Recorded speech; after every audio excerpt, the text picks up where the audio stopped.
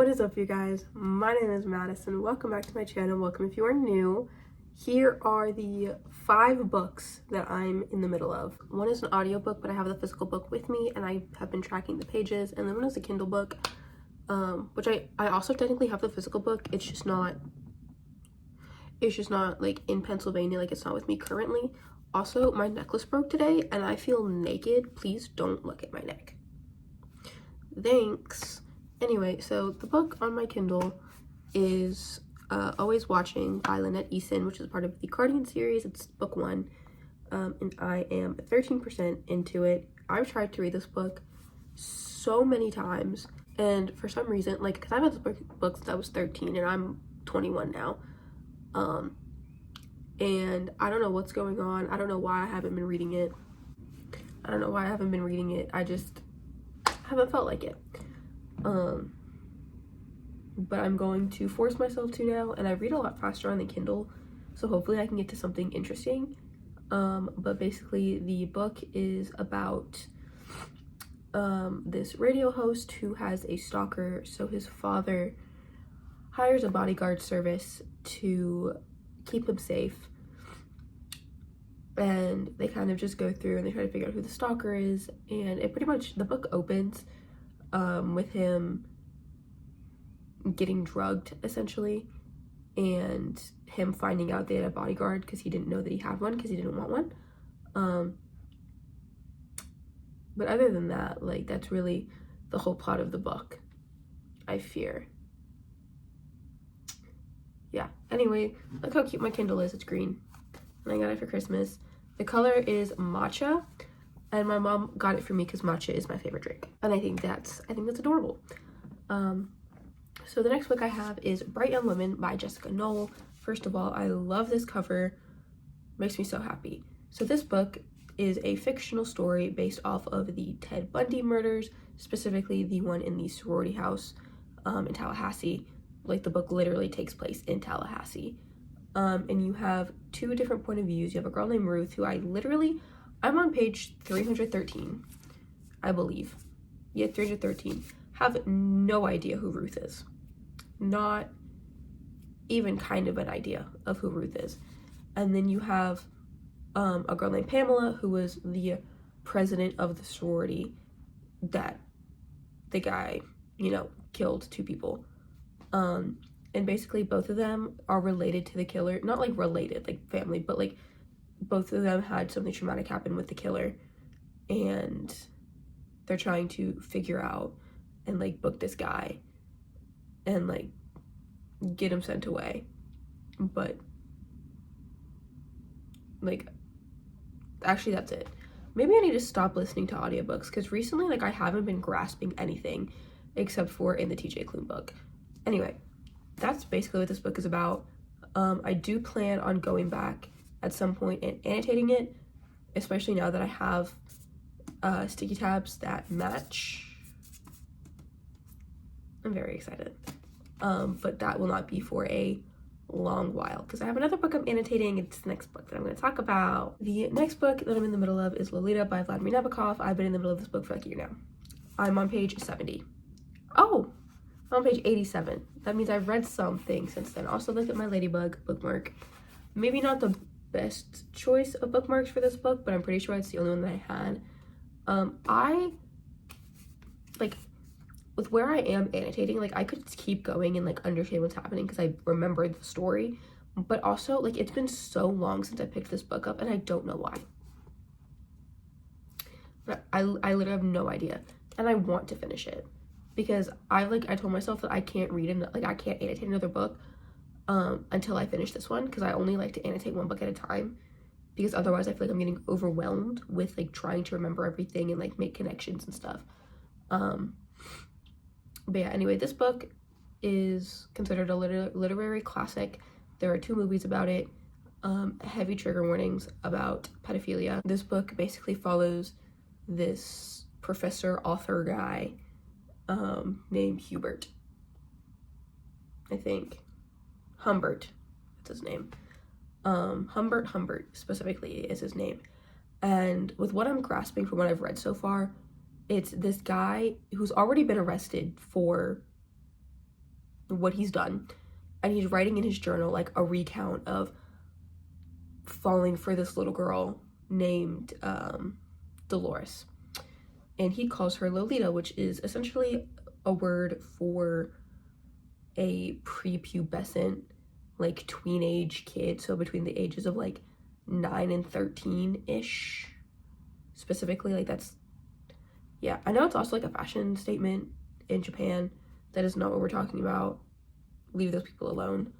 And basically, like, we're following like his recount of falling in love with this girl and wanting to be this girl, and like doing everything in his power to be with her, and like having like visceral reactions when he can't be near her, or when she distances herself, or when the mother like sends her off somewhere.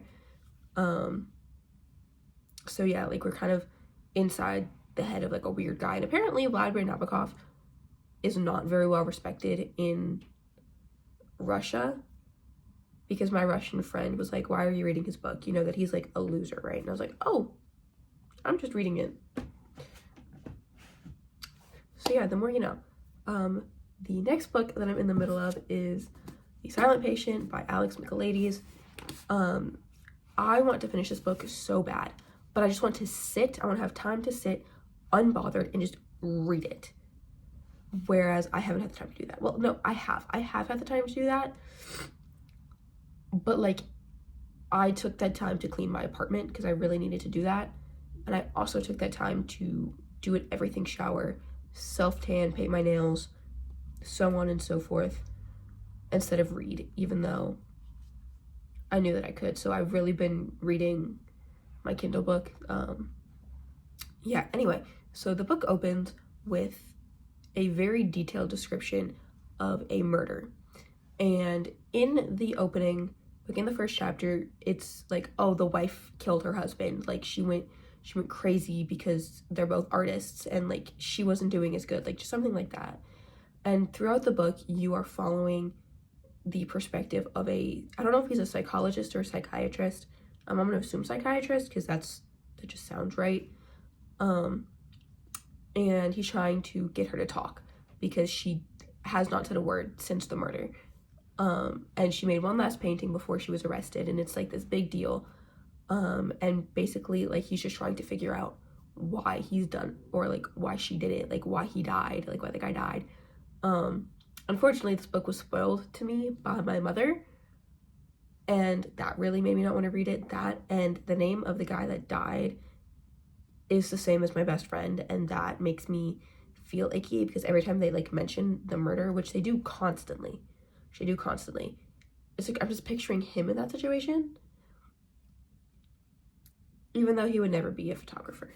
And the last book that I'm currently in the middle of, and this is honestly probably going to be the last book that I get to, it's The School for Good and Evil by Soman Chinani.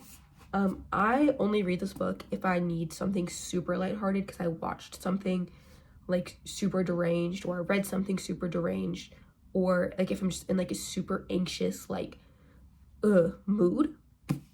I'm only on chapter 2. I completely forgot to tell you where I was in The Silent Patient. Going back, I'm on chapter 7, which is page 33.